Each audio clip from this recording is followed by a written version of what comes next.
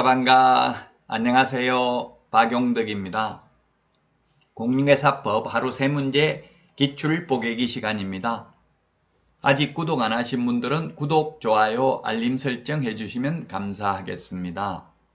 자, 그러면 28회 18번 문제 보도록 하겠습니다.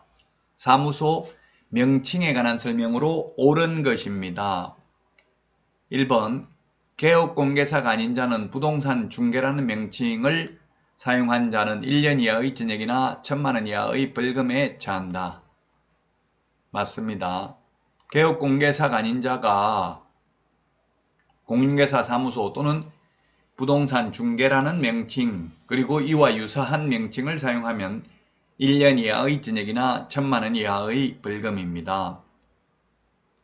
2번 개업공개사가 아닌 자가 공인중개사 사무소라는 명칭을 사용한 경우 사용한 간판을 설치한 경우 등록관청은 그 철거를 명할 수 없다 했는데 불법 간판 철거를 명할 수 있습니다.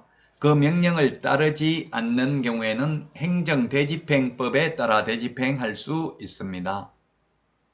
자, 그 다음에 3번 분사무소 5개 광고물을 설치하는 경우 대표자 성명을 표기해야 된다 했는데 5개 광고물이 간판입니다. 예, 간판 분사무소의 경우 분사무소 책임자 성명을 표기하면 됩니다. 4번 5개 광고물을 설치할 의무가 있다 했는데 간판 안 달아도 됩니다. 그러나 광고하기 위해서 현실적으로는 다 간판을 달아놨죠. 반드시 간판을 설치해야 될 의무가 있는 것은 아닙니다. 5번에 개업공개사가 사무소의 명칭에 공인중개사 사무소 또는 부동산 중개라는 문자를 사용하지 않는 경우 등록 취소 사유에 해당된다라고 했는데 등록 취소 사유가 아니라 100만원 이하의 과태료 사유입니다. 따라서 1번이 정답이 되겠습니다. 다음 문제 살펴보도록 하겠습니다.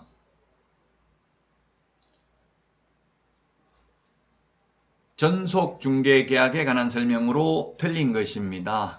전속중개계약 해마다 시험에 출제되죠.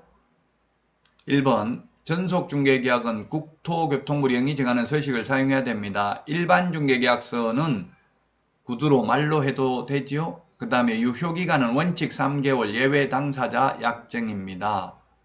그리고 전속중개계약서는 3년 보존해야 됩니다. 3년 보존 안 하면 업무정지 사유입니다. 맞습니다.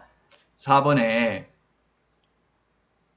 2주 이내에 정보를 공개해야 된다. X네요. 2주 이내에 공개하는 게 아니라 7일 이내에 정보 공개해야 되죠. 비공개 요청하지 않는 한 7일 이내에 일간신문 또는 정보망에 정보를 공개해야 됩니다. 물론 비공개 요청한 정보는 공개하면 안 되고요.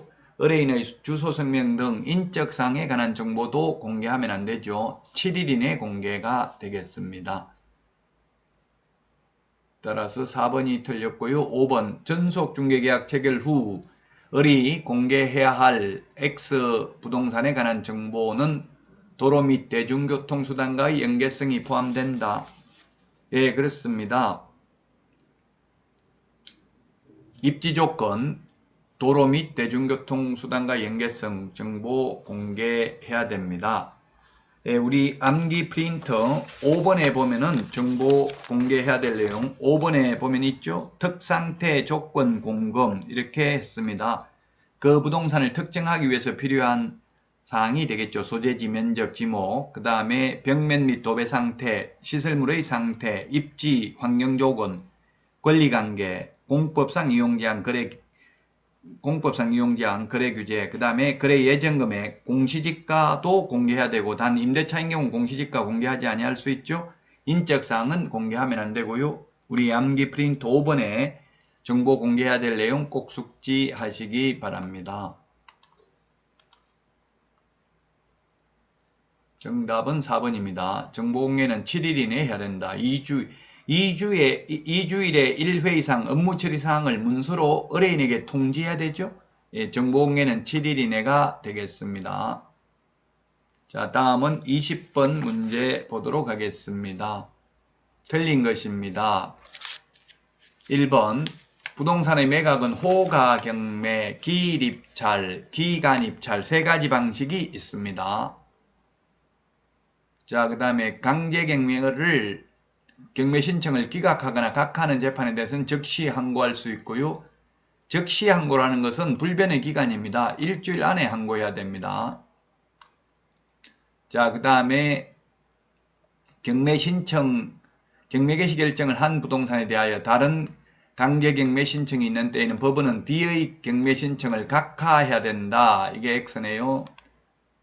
D의 경매 신청을 각하하는 게 아니고 법원은 다시 경매 개시 결정을 하고 먼저 경매 개시 결정을 한 집행 절차에 따라 경매를 합니다. 따라서 3번이 정답이 되겠습니다. 각하한다 이 말이 틀렸습니다. 예, 각하하는 게 아니라 각하해야 된다가 틀렸습니다. 먼저 경매 개시 결정을 한 집행 절차에 따라 경매를 합니다. 3번이 정답이 되겠습니다. 4번 경매 신청이 취하되면 압류 효력은 소멸되고요. 경매 개시 결정 넘게 하면 압류 효력이 생기죠. 5번이 사실 시험에 5번이 자주 나오는 지문입니다. 매각 허가 결정에 대해서 항고하고자 하는 사람은 보정으로 매각 대금의 10분의 1입니다. 예, 매각 대금의 10분의 1이죠. 매수 보증금은 최저 매각 가격, 매수 보증금은 최저 매각 가격이 10분의 1인데 항고 보증금은 매각 대금의 10분의 1입니다. 매수 보증금은 최저 매각 가격의 10분의 1. 3번이 정답이 되겠습니다. 강제경매 또는 담보권 실행을 위한 경매 절차를 개시하는 결정을 한 부동산에 대하여 다른 강제경매 신청이 있는 때에는 법원은 다시 경매 개시 결정을 하고 먼저 경매 개시 결정을 한 집행 절차에 따라 경매를 한다. 민사집행법 87조에 있습니다. 이 경매는 굉장히 민사집행법이 330개 정도 됩니다. 조문이. 근데 시험에는 한 문제 나옵니다. 우리 공인중개사법은 51개 조문인데 30문제 이상이 출제됩니다. 따라서 경매는 기출문제 나왔던 거 위주로만 보시면 되겠습니다. 너무 내용이 방대하기 때문에.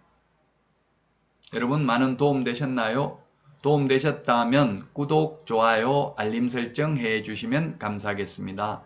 그러면 다음 시간에 다시 찾아뵙겠습니다. 안녕히 계십시오. 안녕.